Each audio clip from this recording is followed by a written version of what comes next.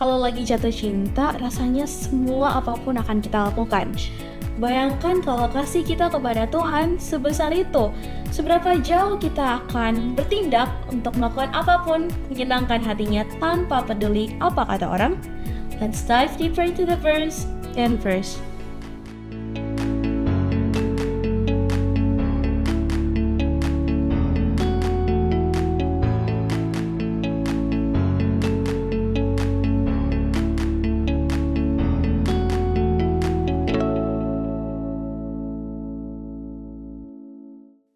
Selamat datang dalam Belajar Alkitab Pemuda Inverse. Dan kali ini kita sudah sampai pada pelajaran ke-8 dari Injil Yohanes. Video diskusi ini adalah pelengkap bagi pembelajaran Alkitab Anda. Untuk itu Anda perlu untuk mempelajarinya secara mandiri untuk memperoleh pengalaman yang lebih mendalam. Dan untuk membantu Anda dalam belajar Alkitab, tersedia e-book Inverse yang Anda bisa akses melalui link yang ada di deskripsi video ini. Dan kita sudah masuk ke dalam topik dalam bayang-bayang salib dari Yohanes 12. Saya sudah bersama-sama dengan Pendeta Evan, Kak Keisha, dan Mbak Edman. Siap untuk berdiskusi hari ini? Ya. Oke, siap. Baik, Bang Edman boleh pimpin kita dalam doa. Mari kita satukan hati, kita berdoa. Tuhan yang maha baik, Allah yang maha penyayang, kami bersyukur karena kami memiliki Allah yang mengerti segala pergumulan kehidupan kami. Dan pada saat ini Tuhan, kami ingin belajar daripada firman-Mu, mengenal Engkau lebih dalam lagi. Sehingga dengan mengenal Engkau, kami boleh mengasihi Engkau. Dan kehidupan kami boleh diubahkan oleh karena kami berjalan bersama dengan Tuhan.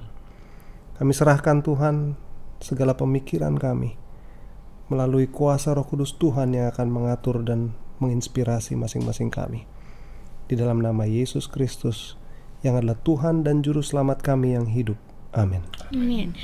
Sahabat Inverse, kita akan membaca dari Yohanes pasal 12. Sahabat Inverse boleh membacanya secara lengkap, namun kami akan membaca ayat 1-8 dan 20-26. Baik, Yohanes pasal yang ke-12 ayat yang pertama. 6 hari sebelum Paskah, Yesus datang ke Betania, tempat tinggal Lazarus yang dibangkitkan Yesus dari antara orang-orang mati. Di situ diadakan perjamuan untuk dia dan Marta melayani. Sedang salah seorang yang turut makan dengan Yesus adalah Lazarus.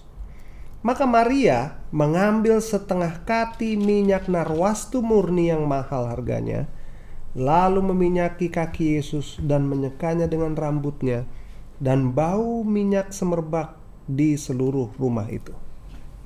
Ayat 4, tetapi Yudas Iskariot, seorang dari murid-murid Yesus yang akan segera menyerahkan dia, berkata, "Mengapa minyak narwastu itu tidak dijual 300 dinar dan uangnya diberikan kepada orang-orang miskin?"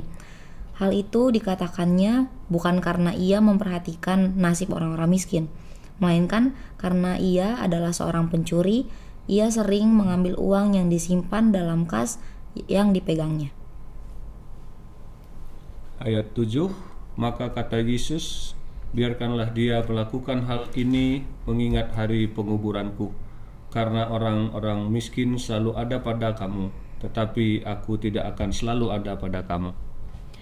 Yesus memberitakan kematiannya. Ayat 20, di antara mereka yang berangkat untuk beribadah pada hari raya itu, terdapat beberapa orang Yunani. Orang-orang itu pergi kepada Filipus yang berasal dari Betsaida di Galilea, lalu berkata kepadanya, "Tuan, kami ingin bertemu dengan Yesus." Filipus pergi memberitahukannya kepada Andreas.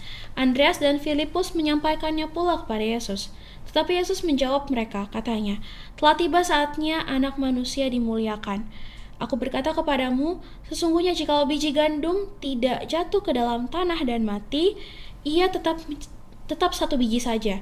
Tetapi jika ia mati, ia akan menghasilkan banyak buah. Barang siapa mencintai nyawanya, ia akan kehilangan nyawanya. Tetapi barang siapa tidak mencintai nyawanya di dunia ini, ia akan memeliharanya untuk hidup yang kekal. Barang siapa melayani aku, ia harus mengikut aku, dan di mana aku berada, di situ pun pelayanku akan berada. Barang siapa melayani aku, ia akan dihormati Bapa." Wow. Oke. Sampai saat ini kita sudah mempelajari awal pelayanan Yesus ya, pelajaran 1 sampai 4. Kemudian kita menjelajahi bagaimana pewahyuan menyebabkan konflik di pelajaran 5 sampai 7. Dan sisa dari pelajaran kita nanti sampai akhir di Injil Yohanes ini adalah berfokus pada penyaliban, kematian dan kebangkitan Yesus yang akan datang. Yohanes 12 itu memiliki 4 bagian utama ya. Yang pertama itu Maria membasuh kaki Yesus ayat 1 sampai 11 yang tadi. Kemudian masuknya Yesus ke Yerusalem dengan sorak-sorai ayat 12 sampai dengan 19. Kemudian interaksi Yesus dengan banyak orang yaitu ayat 20 sampai 36a, dan refleksi terhadap tanggapan orang-orang kepada Yesus yang diikuti dengan tantangan ayat 36b sampai ayat 50. Namun waktu kita terbatas ya Pak Pendeta ya untuk mempelajari itu semua dalam satu sesi video ini. Maka dari itu teman-teman Inverse boleh mempelajarinya secara pribadi ya. Kemudian Pak Pendeta, kita lihat bagian pertama dulu ya. Apakah boleh diceritakan kira-kira apa yang melatar belakangi Maria sampai bersedia untuk mencurahkan upahnya setahun ya, itu minyaknya mahal ya. Setahun untuk Yesus, dan bagaimana tindakan Maria ini begitu berbeda dengan tindakan persekongkolan yang jahat di antara para imam yang kita sudah baca di Yohanes pasal 11 ayat 57. Ya, oke. Jadi Maria ini adalah saudara daripada Marta yang juga punya pengalaman yang menarik dengan Yesus di waktu yang lalu. Salah satu saudaranya yang dikasihinya, Lazarus, telah dibangkitkan oleh Yesus. Nah, Maria seperti yang kita pelajari di waktu yang lalu bahwa ini adalah keluarga yang dekat dengan Yesus, dan Maria adalah seorang yang mengasihi Yesus, sehingga dalam peristiwa ini disebutkan Maria rela dan mau berkorban untuk sesuatu yang mahal kepada seorang yang dia sangat kasihi. Tetapi peristiwa ini sebenarnya merujuk kepada sebuah persiapan untuk pengorbanan Yesus yang sudah tidak lama lagi. Makanya judul dari pelajaran ini juga menyebutkan dalam bayang-bayang salib. Jadi ini peristiwa yang sedang menuntun kepada satu peristiwa, kepada puncak daripada pekerjaan Yesus sebagai juru selamat. Nah, apa yang Maria lakukan ini sangat berbeda dengan penolakan yang ada pada waktu itu oleh ahli-ahli Taurat, orang Farisi dan lain sebagainya. Tetapi apa yang Maria lakukan ini juga adalah sebuah ilustrasi sebenarnya kepada apa yang sebenarnya Yesus akan lakukan untuk semua orang. Jadi ketika Maria mengorbankan sesuatu yang mahal, ini sebenarnya sebuah ilustrasi sederhana bahwa Yesus juga melakukan sesuatu yang sangat mahal untuk keselamatan. Sekalipun Maria disalah mengerti oleh orang, tetapi ia tetap melakukan itu. Dan ini adalah juga gambaran, sekalipun orang-orang menolak Yesus, tetapi ini tidak membuat Yesus berhenti untuk misi keselamatan yang dia lakukan. Jadi ini kepada peristiwa persiapan untuk penebusan yang Yesus segera akan lakukan di kayu salib. Kira-kira itu sedikit pendahuluan. Oke, Pak Pendeta. Jadi Pak Pendeta tadi mention bahwa Yesus ini sudah mengalami banyak sekali penolakan ya. Kita sudah pelajari itu secara bersama-sama ya teman-teman. Dan walaupun saat itu ia sudah menghadapi banyak tekanan, Yesus ini tetap maju dan memberitakan kebenaran ya, yang kita bisa baca di ayat 20 sampai 36a. Pelajaran apa yang kita bisa teladani dari Yesus tentang bagaimana melangkah maju saat kita memang sudah merasa tertekan? Karena kita balik lagi ke generasi saya, kalau misalnya udah tertekan ya just leave it gitu. Kita lebih cenderung untuk yang adem-adem aja ya, yang settle ya, yang nggak usah ada goncangan lah gitu kan. Biasanya kita suka kayak gitu.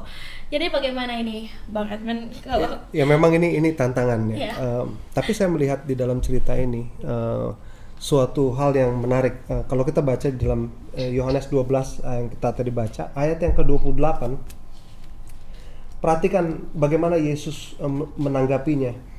Bapa, muliakanlah namamu.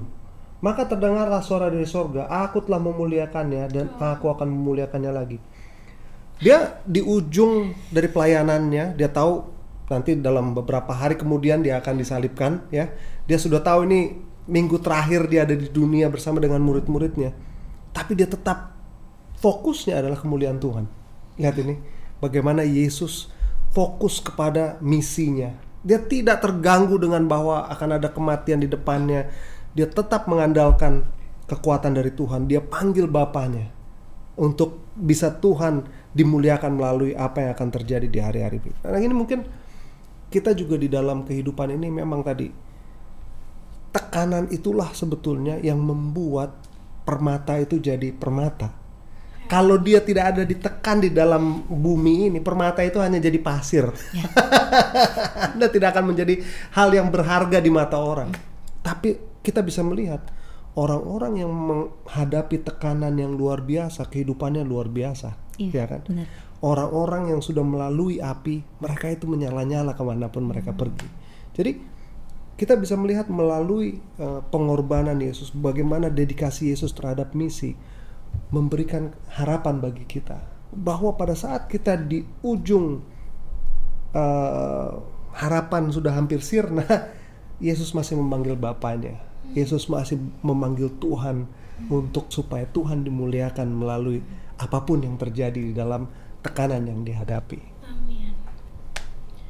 Dan kalau kita bayangin lagi rasa tertekanannya Yesus ya, bahkan ada dikatakan kalau dia aja sampai menangis darah. Ya itu gimana lah kalau kita bayangin rasanya itu mau jauh, mau terlepas dari Bapa karena dosa-dosa yang dia pikul kan. Dan kalau kita ingat juga pelayan dia sebelumnya, selama dia melayani itu pasti aja ada orang yang nyinyir-nyinyir lah. Orang-orang Yahudi, orang-orang Farisi itu ya pasti ada aja gitu. Gebrakannya itu pasti ada aja benci gitu. Ya. Nah, tapi kalau kita bayangin, kita lihat Yesus tuh sebenarnya Yesus tuh bisa dibilang dia agak bodoh amat ya, agak cuek gitu sama, walaupun dia ngerasa banyak yang caci maki atau banyak yang nggak senang sama dia, tapi dia tetap lanjutin pelayanannya, dia tetap lanjutin tujuannya. Dan balik lagi ke kita generasi-generasi sekarang ya, tujuan kita itu sebenarnya apa? Gitu. Tahu tujuannya apa ya? Karena zombie itu tadi ya. Hidup tanpa tujuan. Ya, tujuan kita apa? Jadi ya kalau kita hidupnya juga nggak punya tujuan hidup, mau gimana gitu kita mau ngejalanin kehidupan ini gitu. Nggak ada kepercayaan atau nggak ada motivasi kita buat ngelakuin sesuatu gitu. Oke, Amin. Aku sebenarnya kayak lagi denger ini, lagi refleksi gitu Sahabat Inverse. Jadi mungkin kalau misalnya Sahabat Inverse lagi denger setiap apa yang dikatakan oleh panelis juga mungkin sambil refleksi gitu kan. Dan tadi juga kita sudah baca ya di Yohanes 12 ayat 24. Yesus berfirman, "Aku berkata kepadamu." Sebenarnya ini ayat yang agak apa ya, kalau menurut aku ini sesek sih aku pas tadi baca ya.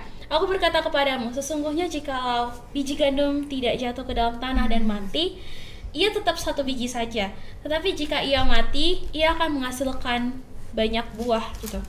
Apa yang Yesus mau sampaikan melalui kematiannya, melalui ayat ini Pak Pendeta, dan ngapa? Apa artinya harus mati supaya menghasilkan buah bagi kita saat ini? Jadi Yesus mengambil sebuah ilustrasi sehari-hari dalam hidup orang yang ada pada waktu itu ya. Seorang petani yang akan menanam sebuah gandum atau benih, dan benih itu akan bertumbuh kalau maksudnya benih itu harus mati dia, dan kemudian baru bisa bertumbuh menghasilkan buah yang lain. Nah, ini sebenarnya dia sedang berbicara untuk misi yang dia akan segera jalani.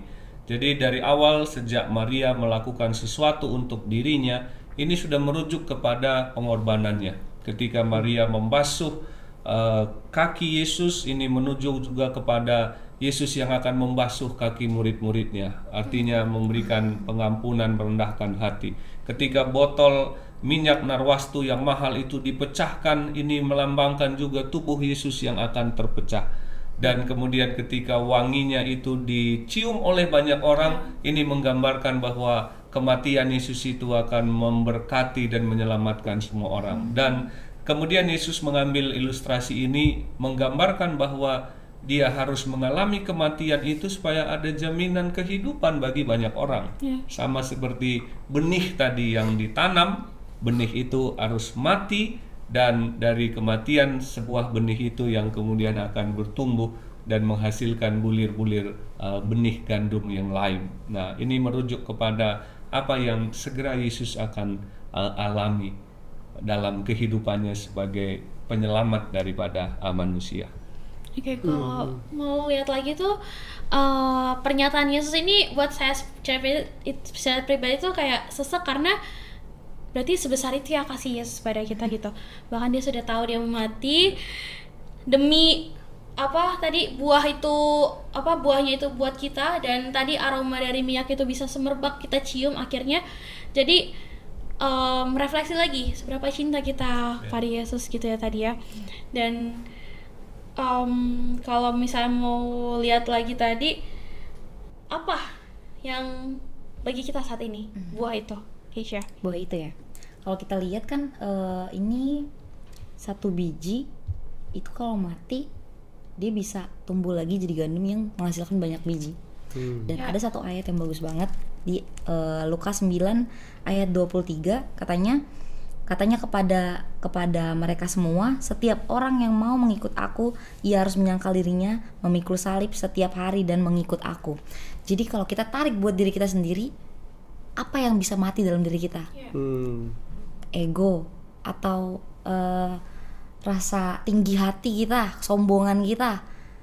Gimana caranya kita, kan Yesus kita udah tahu nih, pengorbanan Yesus udah besar banget, apalagi di dalam pendeta lagi itu udah, apalagi yang menjadi berkat banget bagi banyak orang dari satu orang yang mati. Tapi gimana balik lagi kita, gimana buat pengorbanan kita ke Yesus gimana? Gitu. Kita mau gak buat matiin ego kita, buat terima Yesus, ngosongin hati kita nih buat diisi sama Yesus aja gitu. Ya, itu sih. Amin. Saya rasa itu sudah semuanya, karena kita harus mengerti di zaman sekarang orang nggak ada yang mau mati diri. Kalau bisa diri kita itu ditampilkan di depan semua orang ya kan. Kalau bisa kalau di foto tuh paling depan kita. Paling kelihatan mukanya. Jadi ini adalah terbalik sama sekali dengan apa yang Yesus ajarkan. Yesus benar-benar mendahulukan orang lain. Demi orang lain mendapatkan buah, dia harus mati. Berapa dari kita mau mati demi orang lain? Ini menjadi tantangan. Berapa dari kita mau berkorban bagi orang lain? Berapa dari kita menghabiskan waktu, uang, bahkan tenaga kita demi orang lain bisa selamat seperti dalam acara ini? Oke. Baik sahabat Inverse, kali ini kita sudah melihat bagaimana Yesus ini sudah tahu bahwa ia akan mati ganti dosa-dosa kita. Minyak itu akan menyebar wanginya, dan bagaimana dengan kita? Apa respon kita terhadap hal ini? Maukah kita juga mau berkorban untuk Yesus? Kita akan lanjutkan diskusi ini setelah yang satu. Bosen, ngantuk, malas, gak ngerti? Apakah kata-kata ini keluar ketika kamu mendengar kata Bible Study? Belajar Alkitab harusnya menjadi suatu hal yang menyenangkan. Tapi kenapa rasanya susah sekali untuk memulai? Apa yang salah? Apa yang harus dilakukan agar belajar Alkitab rasanya tidak begitu-begitu saja? Banyak orang bilang ada banyak jalan menuju Roma. Jika pepatah ini benar, kami percaya Tuhan pasti sudah sediakan lebih banyak lagi jalan menuju Alkitab, menuju Dia. Hanya saja, jalan-jalan itu mungkin belum terlihat oleh kita. Tapi kita bisa meminta. Yesus pernah berkata dalam Matius 7 ayat 7, "Mintalah, maka akan diberikan kepadamu. Carilah, maka kamu akan mendapat. Ketuklah, maka pintu akan dibukakan bagimu." Bagaimana cara memintanya? Lewat doa. Berdoalah untuk meminta hikmat dan kemauan yang kuat untuk belajar Alkitab. Setelah itu, mari buka Alkitab dan belajar sedikit demi sedikit sesuai kemampuanmu. Jika kamu bingung mau mulai dari mana, Inverse Indonesia memiliki Bible Study Guide yang bisa membantumu menentukan apa yang ingin kamu pelajari. Semua dikemas dengan bahasa yang mudah dimengerti. Inverse juga berusaha keep in touch untuk menemani kamu belajar Alkitab. Ada sosial media, diskusi melalui podcast. Semua dilakukan untuk mengingatkan kamu bahwa kamu tidak sendiri. Bahwa kita sama-sama bertumbuh dalam Tuhan, kita belajar bersama-sama, kerja bersama-sama untuk Tuhan. Dan kalau suatu saat kamu kembali merasa jenuh atau buntu, selalu ingat, ada banyak jalan menuju Roma. Ada banyak cara untuk belajar Alkitab dengan menyenangkan, dan kami harap Inverse adalah salah satunya. Open your heart dan open your Bible. Let us dive deeper into the verse. Inverse.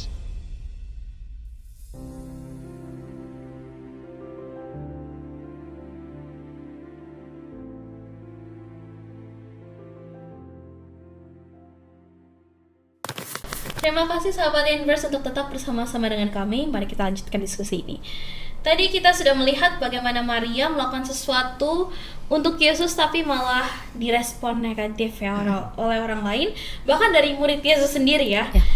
Nah, bagi kita orang muda, apakah ada situasi nih di mana keinginan kita untuk disukai atau diterima orang lain ini menghalangi kita untuk menyenangkan Tuhan? Jadi kita mungkin adjust ke lingkungan kita supaya disukai, tapi ternyata itu malah sebenarnya itu Tuhan tidak suka gitu ya. Bagaimana cara kita untuk mengatasi hal ini? Mungkin aku boleh sharing dikit ya. Sebenarnya aku nggak terlalu pusing dengan perkataan orang sih. Aku lebih ke melakukan apa yang aku percaya dan aku suka gitu. Tapi ada satu hal, ini lebih ke menentukan keputusan ya. Jadi aku mau melayani, tapi orang-orang di sekitar aku itu malah mikir, kenapa sih harus melayani jauh-jauh, atau kenapa sih harus pergi ke sana? Emang untungnya apa? Kan emang nggak bisa melayani yang deket-deket di sini-sini aja, deket-deket aja gitu. Dan bahkan ada yang bilang kalau mau melayani kayak gitu bukan panggilan, tapi kamu mau pergi ke sana, nanti kamu bisa murtad loh. Dan itu bikin aku jadi kayak, aduh ya Tuhan, ini gimana? Ini beneran aku dipanggil atau enggak ya untuk melayani? Ya, jadi agak down juga sebenarnya. Terus bingung juga, dari awalnya aku semangat, emang tujuan aku oke, selesai SMA aku mau pergi melayani kemanapun itu gitu. Tapi karena kata-kata itu jadi, aduh gimana ya, aku bisa nggak ya gitu, ini beneran panggilan atau enggak ya? Tapi puji Tuhan benar-benar baik banget. Dia aku berdoa kalau misalnya aku mau pergi dan memang panggilan, semua kebutuhan itu dicukupkan semuanya. Segala hal kayak transport atau kelengkapan atau apapun itu yang aku butuhkan itu ada semuanya. Dan puji Tuhan nih, 1 minggu sebelum aku harus pergi, Tuhan kasih itu semua. Tuhan cukupkan itu semua. Jadi aku pikir dari situ, oke, dari sini aku bakal bener-bener tanya aja sama Tuhan. Aku gak mau peduli lagi dengan kata-kata orang lain. Aku cuma mau denger suara Tuhan, ini bener atau enggak gitu jadinya. Jadi dari situ aku kayak make sure-nya buat bener-bener berdoa aja, atau aku tanya orang yang emang bener-bener aku percaya buat jadi diskusiin gitu. Gitu sih. Pikiran gitu ya.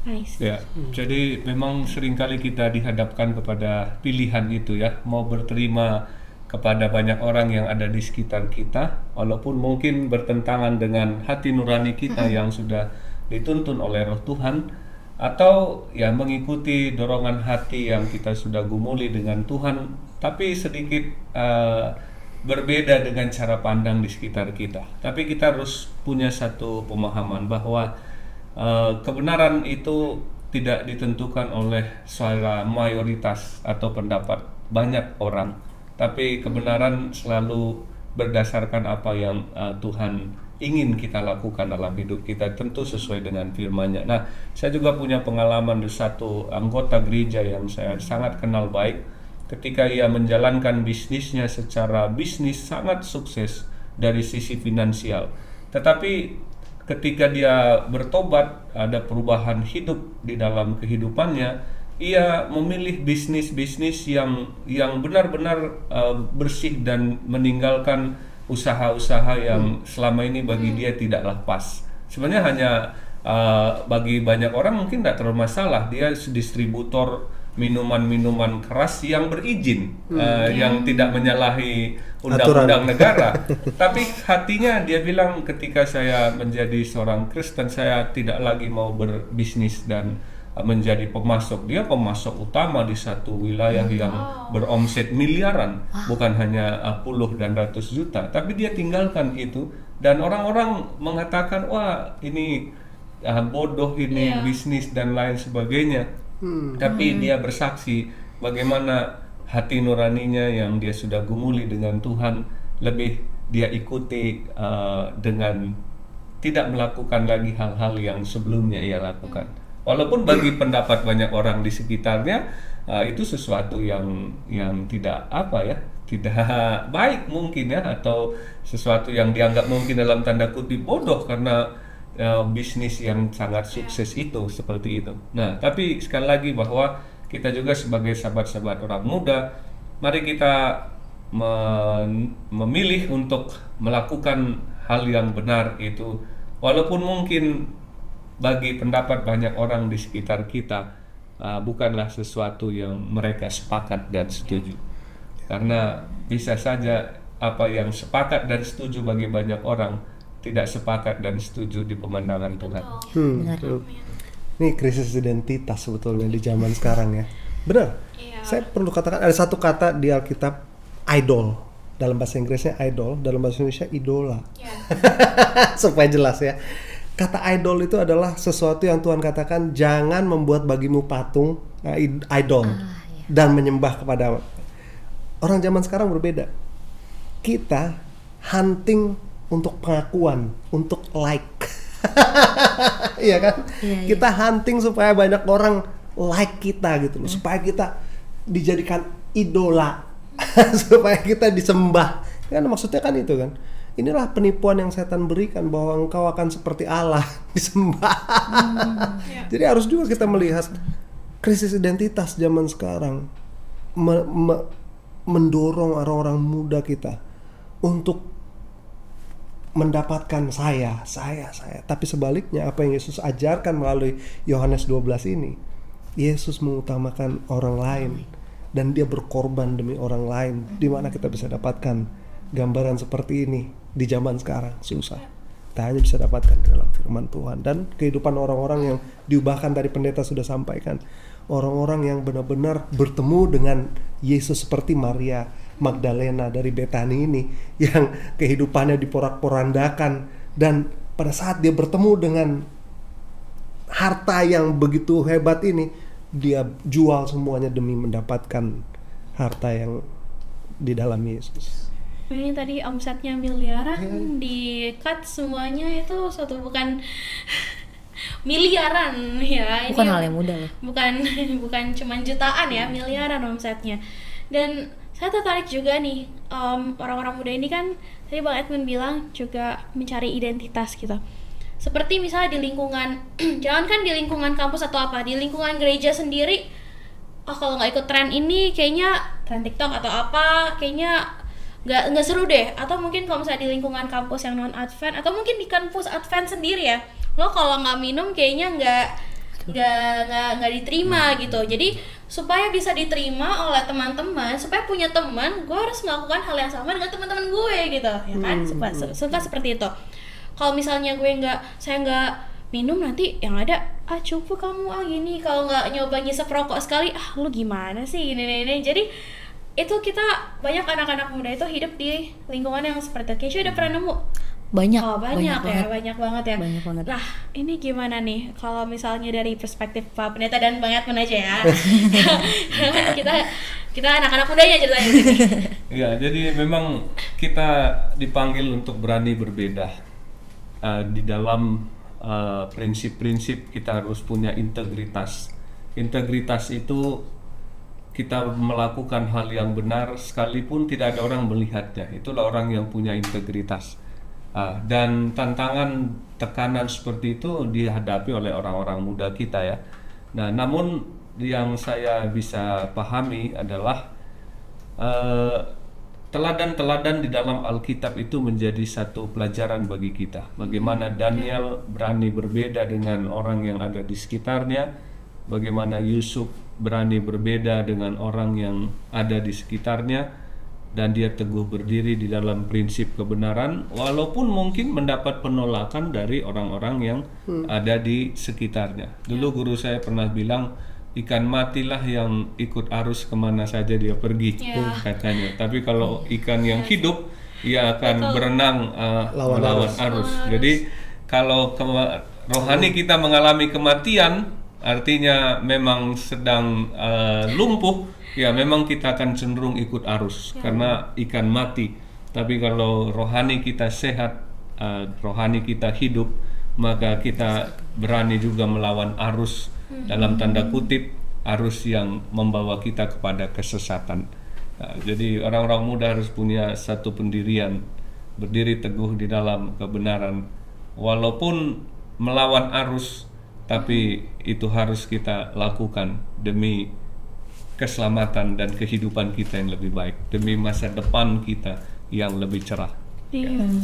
Begitu kalau ngelawan arus tuh susah ya Bang, kayak capek ya. Kalau misalnya Apalagi harusnya deres. tuh kayak capek berenangnya ya. Saya mungkin nggak mengalami apa yang dialami orang-orang muda zaman now. Saya hidup di kampung Cilegon, jadi bukan kota, nggak sebesar. Jadi waktu kecil mungkin pengalaman yang nggak terlalu banyak yang seperti apa yang saya lihat sekarang gitu loh. Saya dengar banyak lah dari teman-teman. Tapi saya pikir ada satu berkat yang Tuhan berikan. Saya membaca dari Ulangan ya, pasal 28 ayat yang ke-13. Dikatakan Tuhan akan mengangkat engkau menjadi kepala dan bukan ekor, dan engkau akan tetap naik dan bukan turun apabila engkau mendengarkan perintah Tuhan Allahmu yang kau sampaikan pada hari ini, kau lakukan dengan setia. Jadi kita bisa lihat orang-orang yang setia di dalam Tuhan akan jadikan kepala dan bukan ekor. Dan saya bisa lihat dalam kehidupan saya banyak bos-bos di kantor-kantor, Advent ternyata dia. Advent. Ternyata saya perhatikan, dia ketua PA, dia melakukan banyak hal dalam, artinya kehidupan kita pasti di dalam firman. Kalau kita tadi seperti pendeta bilang, kalau kita tidak setia dengan hal kecil, Tuhan gak akan berikan kita hal besar. Kalau kita tidak setia melawan arus sekarang, besok waktu kita sudah semakin tua, semakin mudah kita untuk dijebak oleh setan. Semakin mudah kita untuk ikut-ikutan apa yang lain yang nanti baru akan datang. Hari inilah, seperti yang dikatakan oleh Musa kepada umat-umat Tuhan, hari ini kita harus pilih Tuhan, hari ini kita harus ikuti apa yang Tuhan berikan. Jadi saya pikir ini bagi saya secara pribadi, saya senang sekali karena Tuhan izinkan saya untuk bisa melihat orang-orang yang begitu hebat di dalam kehidupannya, dan saya katakan, wah, pantaslah karena Tuhan menyertai dia. Jadi saya pikir apapun itu krisis identitas kita, kalau kita tidak punya identitas kita dalam Kristus, pasti krisis identitas menjadi masalah dalam kehidupan orang-orang muda. Pasti kita akan ikut-ikutan kalau kita tidak pernah setia dalam firman. Kita nggak pernah baca firman pun tidak tahu kita siapa kita di dalam Tuhan. Jadi mau dibilang apa? Di pelajarannya buat saya, seperti Yesus, kita harus tahu siapa kita di dalam Tuhan. Amin. Dan pertanyaan terakhir, di akhir pelayanan Yesus yang dicatat pada pasal 12 ini, Yohanes menjelaskan kenapa banyak orang Yahudi saat itu menolak dia gitu. Yohanes menjelaskan alasannya, dan Yohanes bahkan mengutip perkataan Nabi Yesaya untuk menjelaskan penolakan ini dalam Yohanes 12 ayat 38 sampai 41 dan rujukannya Yesaya 6 ayat 10. Dari bagian ini, apa yang bisa kita pelajari tentang alasan orang menolak Yesus? Apakah ada hubungannya dengan cara orang di zaman sekarang ini yang mungkin juga menolak Tuhan? Ya, penolakan itu adalah bagian daripada kehidupan. Kalau orang sales ya selalu diajarkan bagaimana bagaimana mengcounter penolakan kan. Kalau orang pasti kemahalan harganya. Tapi dari penolakan itu kita mengerti orang kan, sebetulnya dari orang sales. Nah, bagi saya di dalam hal ini orang akan selalu, tadi pendeta sudah sampaikan juga, orang yang keras, yang sudah lama dengan kejahatan, dia akan mencintai kejahatan, ya kan? Dia akan terus semakin lama semakin keras, seperti Firaun lah. Udah 10 tulah pun dilihat dengan mata kepala sendiri, bukannya makin lembut, dia makin keras gitu loh. Jadi kekerasan hati itu terjadi karena dia nolak satu menolak satu firman datang kepada dia, ada yang datang mengingatkan Edmund, jangan lakukan, terus aja dilakukan, nggak mau dia, nggak peduli dia. Akhirnya berikutnya akan lebih mudah setan. Nah, dalam hal ini penolakan terjadi di dalam kepada Yesus, karena Yesus itu terang. Ya kan? Bayangkan kalau Anda di dalam ruangan yang gelap, tiba-tiba Anda nyalakan senter, orang yang suka gelap, orang akan matiin sentermu.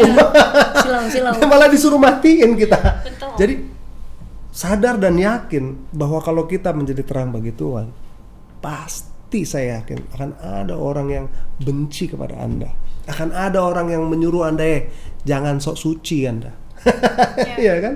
Padahal kita hanya seperti Alkitab katakan, biarlah terangmu menyala, let your light shine, katanya. Kita bukannya memaksakan diri ke depan supaya dilihat orang, ini saya orang baik.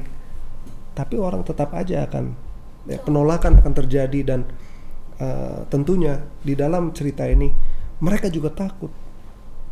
Pengaruh yang Yesus berikan di dalam kehidupan orang akan membuat para imam-imam di zaman itu yang hidupnya moralnya udah hancur, moralnya udah nggak jelas, akan membuat mereka jadi, wah itu imam begini, kok Yesus begini, kok beda ya? Itu imam katanya imam itu katanya hidupin firman, kok kehidupannya seperti itu. Ini akan menghancurkan para imam-imam. Gitu loh. Jadi makanya mereka benci kepada Yesus, mereka benci kepada orang yang, nah ini juga menjadi pelajaran buat kita di zaman sekarang. Siapapun kita, mau Anda pemimpin PA maupun Anda pendeta, kita harus belajar dari Yesus. Kehidupan kita harus benar-benar berubah, dan kehidupan kita harus benar-benar sesuai dengan firman. Orang akan melihat mana yang benar, ya kan? Orang pada akhirnya akan melihat, oh ternyata itu benar pada akhirnya. Amin. Ada ayat juga yang bagus di sini ya, di ayat 42 sama 43. Namun banyak juga di antara pemimpin yang percaya kepadanya, tetapi oleh karena orang Farisi, mereka tidak mengakuinya berterus terang, supaya mereka jangan dikucilkan.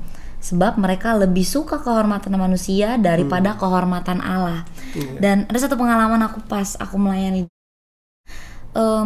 saat aku mengabarkan Injil di sana, ternyata mereka itu gak mau menerima karena takut beda dari yang lain. Ya di antara mereka semuanya udah ada adat istiadat, apalagi mereka itu biasanya apa-apa kayak nikah, tunangan, kematian, segala macam itu harus potong B2 gitu. Nah tapi karena udah kenyamanan itu semua dan nggak mau juga dikucilkan kayak gini ya, dan lebih suka validasi dari manusia daripada dari Tuhan. Jadi mereka nggak mau untuk menerima apa yang sudah dikabarkan. Udah settle ya. Ya banyak juga dari teman-teman kita, orang-orang muda juga yang di sini pasti udah dikasih tahu nih kayak gini, tapi tetap aja bandel gitu. Karena udah nyaman terus ya udah, orang-orang lain juga masih banyak yang kayak gitu. Kenapa emangnya? Atau nggak mau untuk berubah karena ya kayak yang tadi dibilang pendeta, kalau misalnya ikan mati gimana tadi udah ikut arus gitu, jadi nggak mau ada perubahan gitu Aja gitu ya. Iya. Berarti banyak yang mati ya. Bisa bilang gitu. Ya, jadi betul ya bahwa banyak orang menolak Yesus pada waktu itu. Memang berbagai alasan. Tadi sudah disebutkan, takut kehilangan penerimaan dari banyak orang, popularitas, takut juga kehilangan sesuatu dan lain sebagainya. Ataupun ada orang-orang yang memang punya konsep yang salah terhadap Yesus. Ia mau Yesus itu orang yang bukan seperti hamba yang melayani, yang mati dan lain sebagainya. Nah, poin saya di sini adalah jangan sampai kita kehilangan Tuhan hanya karena sesuatu. Apakah karena uang, jabatan, posisi, kesuksesan, semua itu penting. Tapi kalau karena sesuatu atau karena seseorang kita kehilangan Yesus, maka kita sudah kehilangan sesuatu yang paling mahal. Sebabnya jangan pernah kita kehilangan Tuhan hanya karena sesuatu atau karena seseorang. Amin. Baik, sahabat Inverse, kita sudah sampai pada penghujung diskusi episode 8 Injil Yohanes dalam bayang-bayang salib. Pendeta Ben boleh kasih satu closing statement? Ya, jadi keselamatan kita adalah berkat terbesar yang surga berikan. Tidak ada berkat yang lebih mahal dan lebih besar daripada keselamatan kita. Dan keselamatan ini harus kita jaga, kita pelihara sampai akhir hidup kita. Tidak pernah boleh digantikan oleh apapun. Yesus pernah bilang, apa gunanya engkau beroleh seluruh dunia tetapi engkau kehilangan apa katanya? Nyawamu atau jiwa kita. Kita tidak selamat. Jadi teman-teman, sahabat orang muda, apapun itu jangan pernah menghalangi kita untuk menerima Yesus, melayani Yesus, dan setia kepada Yesus. Amin. Baik. Oke, mari kita berdoa. Kami mengucap syukur Tuhan untuk pelajaran yang berharga yang mengingatkan kami dan memberkati kami. Biarlah kami boleh belajar melalui pengorbanan Maria yang setia kepada Tuhan dan mau melayani Tuhan, dan menerima Engkau sebagai juru selamat pribadi kami. Dan biarlah Tuhan tolong juga kami menjadi orang-orang yang setia di dalam hidup kami sampai akhir perjalanan iman kami semua. Berkati kami dan berkati semua pemirsa yang menyaksikan tayangan ini Tuhan. Ampuni dosa kami, di dalam nama Yesus kami berdoa. Amin. Amin. Terima kasih banyak Pak Pendeta Evan, Keisha, dan Bang Edmund, serta seluruh sahabat Inverse yang telah menyaksikan dan telah bergabung pada diskusi kali ini. Sampai jumpa pada episode sebelumnya. Tuhan Yesus memberkati. And remember to always dive deeper into the verse. Inverse. Bye.